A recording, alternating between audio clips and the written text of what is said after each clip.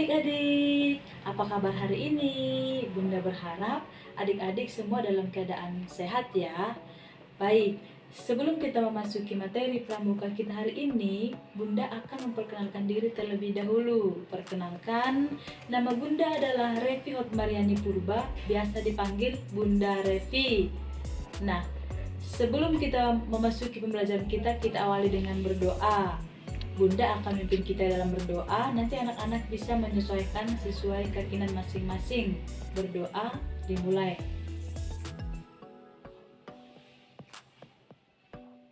Amin, berdoa selesai.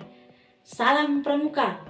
Nah, jika Bunda mengatakan salam pramuka, berarti anak-anak menjawabnya harus dengan salam pramuka yang semangat. Oke, sekarang kita akan masuk ke tepuk pramuka. Tepuk pramuka. Nah, itulah yang merupakan tepuk pramuka. Nanti di rumah adik-adik bisa mempraktekkan tepuk pramuka.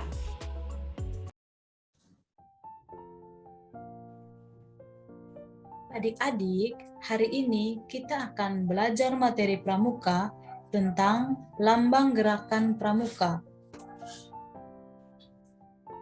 Sekarang kita akan memperhatikan gambar berikut. Nah, di sini adik-adik kira-kira ada yang tahu ini gambar apa? Ada yang tahu? Nah, ini merupakan gambar tunas kelapa. Nah, sekarang Ibu akan memberikan penjelasan tentang lambang gerakan pramuka.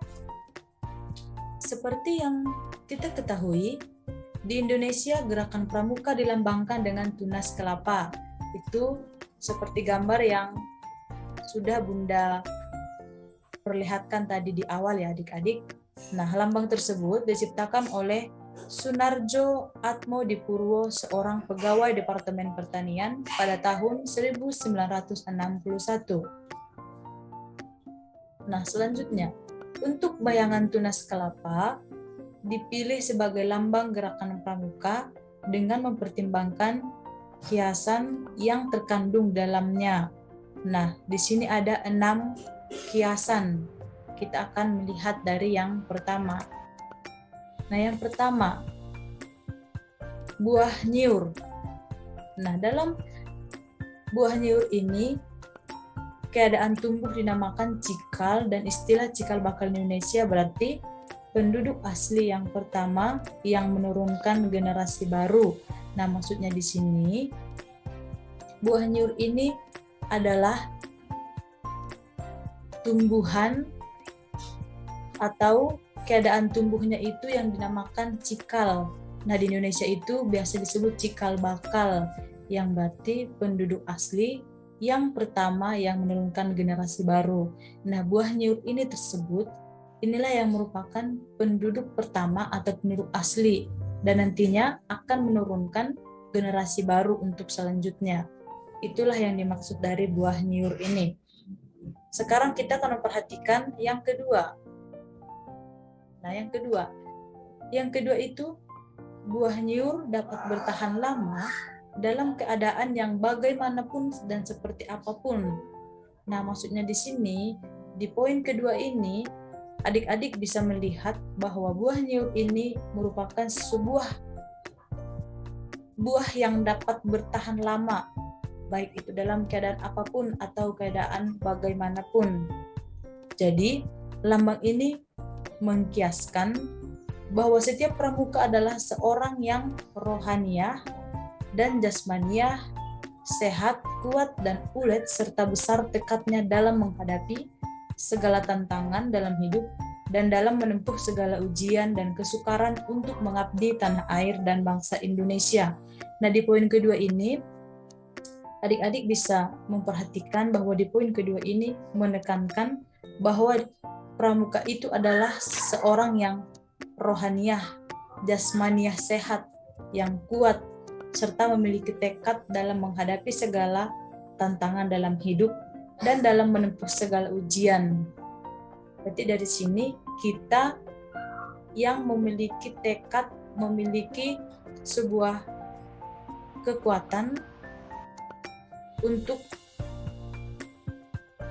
menempuh segala ujian dan kesukaran dan mengabdi tanah air dan bangsa Indonesia. Itulah di poin yang kedua. Sekarang kita akan memperhatikan poin yang ketiga. Nah, yang ketiga itu bahwa nyiur dapat tumbuh di mana saja, yang membuktikan besarnya dan upayanya dalam menyesuaikan dirinya dengan keadaan sekelilingnya. Nah, adik-adik, maksudnya di sini bahwa nyiur ini bisa bertumbuh di mana saja, bukan hanya di tempat yang lembab atau di tempat yang kering, tapi ini bisa tumbuh di mana saja. Dan nyiur inilah yang merupakan salah satu buah yang mampu menyesuaikan dirinya dalam keadaan sekelilingnya. Jadi dia itu di mana saja pun akan tetap bertumbuh. Nah, sekarang kita akan melihat yang keempat. Nah, yang keempat itu nyiur bertumbuh menjulang lurus ke atas dan merupakan salah satu pohon yang tertinggi di Indonesia.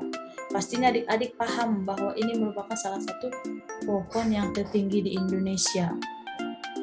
Jadi nyiur ini sudah termasuk pohon yang tertinggi di Indonesia.